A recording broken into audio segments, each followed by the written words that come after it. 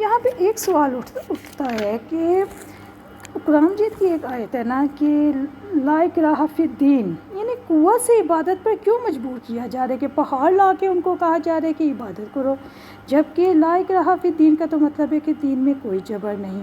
تو پیاری بہن، بہت سے لوگ اس کا غلط مطلب لیتے ہیں۔ اس کا مطلب ہے لا اکراہ فی الدین یعنی پابندی یہ نہیں کہ یہ کسی کو آپ پابند نہیں کر سکتے کہ ایمان لاؤ، اللہ پہ لازم ایمان لاؤ۔ جس انسان کا جو دل چاہتا ہے وہ اس مذہب پر ٹک سکتا ہے، رہ سکتا ہے۔ جیسے اگر عیسائی ہے وہ عیسائی پہ رہنا چاہے تو کوئی اس کے ساتھ زبردستی نہیں کر سکتا کہ بھئی مسلمان ہو جو۔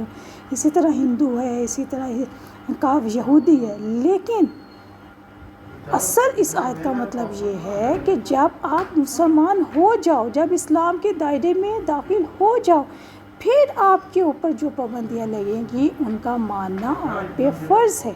جب تک آپ اسلام نہیں لاؤ گے اس وقت تک آپ اپنی مرضی کر سکتے ہو، آپ کے ساتھ کوئی زبردستی نہیں ہے، آپ مسلمان ہو یا نہ ہو۔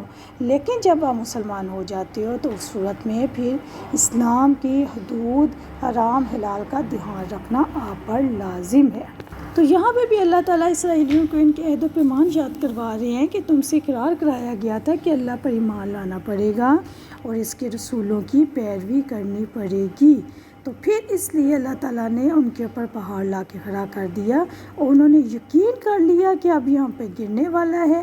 تو پھر ہم نے ان سے کہا کہ جو کچھ ہم تمہیں دے رہے ہیں اس کو مضبوطی سے تھام لو اور جو کچھ ہے اس میں اس کو یاد کر لو تاکہ گناہوں سے بچ جاؤ۔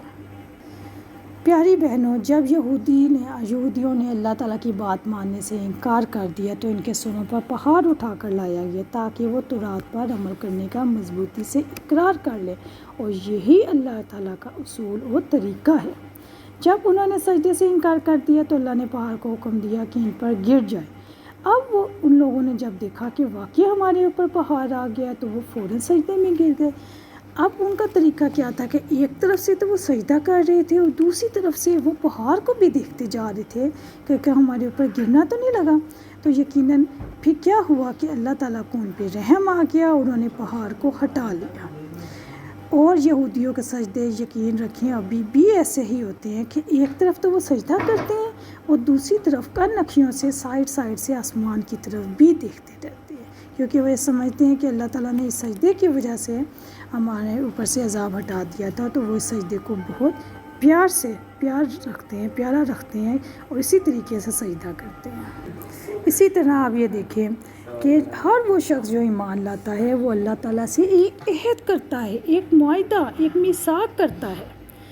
ایمان لانا اللہ تعالیٰ سے یہ عہد کرنا ہے کہ میرا جینا اور میرا مرنا اللہ تعالیٰ کی مرضی کے مطابق ہوگا، اور اس معاہدے میں ایک طرف تو عاجز بندہ ہے اور دوسری طرف وہ ذات ہے جس کے ہاتھ میں آسمان و زمین کی طاقتیں ہیں۔ اگر انسان اس معاہدے کو پورا کرتا ہے تو اس کے لیے اللہ تعالیٰ کی لازوال نعمتیں ہیں، اور اگر انسان اس معاہدے سے پھر جائے گا تو پھر اس کے لیے شدید خطرہ ہے کہ اس کا مالک اس کو جہنم میں ڈال دے۔ ثم تولیتم من بعد ذلک، پھر اس کے بعد تم اس سے پھر گئے۔ اور اگر اللہ کا فضل و رحمت نہ ہوتی، اس کا کیا مطلب ہے کہ تم نے تم نے اعراض کیا، پیٹھ پھیر لی اس مضبوط عہد کے بعد، لیکن پھر کیا ہوا کہ پھر اللہ تعالیٰ نے تم یقیناً خسارہ پانے والے میں سے ہوگے اور اللہ کے عذاب کے مستحق ٹھہر گئے۔ اللہ تعالیٰ کے دین سے منہ پھیرنے کا کیا نتیجہ ہوتا ہے؟ پیاری بہنوں، اللہ تعالیٰ کے دین سے منہ پھیرنا دراصل اپنے آپ کو انسانی سطح سے گرا کر حیوانی سطح پر لے آنا ہے۔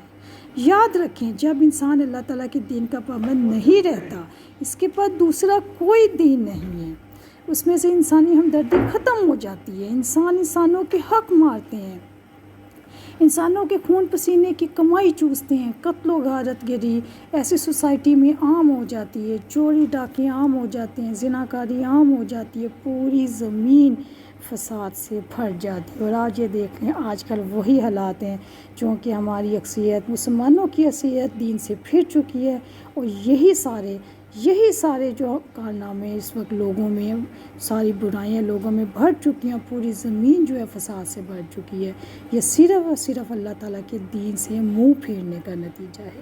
فلولا فضل اللہ علیکم، اللہ تعالیٰ کا فضل اور اس کی رحمت نہ ہوتی۔ پیاری بہنوں، اللہ تعالیٰ کا فضل قرآن مجید ہے، اسلام اللہ تعالیٰ کا فضل ہے اور قرآن اس کی رحمت ہے۔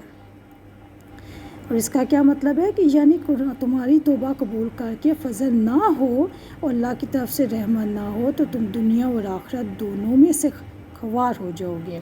جیسا کہ اللہ تعالیٰ زمر آیت نمبر 15 میں فرماتے ہیں، آپ کہہ دیں کہ یقیناً خسارہ اٹھانے والے وہ لوگ ہیں جنہوں نے اپنے آپ کو اور اپنے گھر والوں کو قیامت کے دن خسارے میں ڈال دیا، سن لو یہی کھلا خسارہ ہے۔ استغفر اللہ۔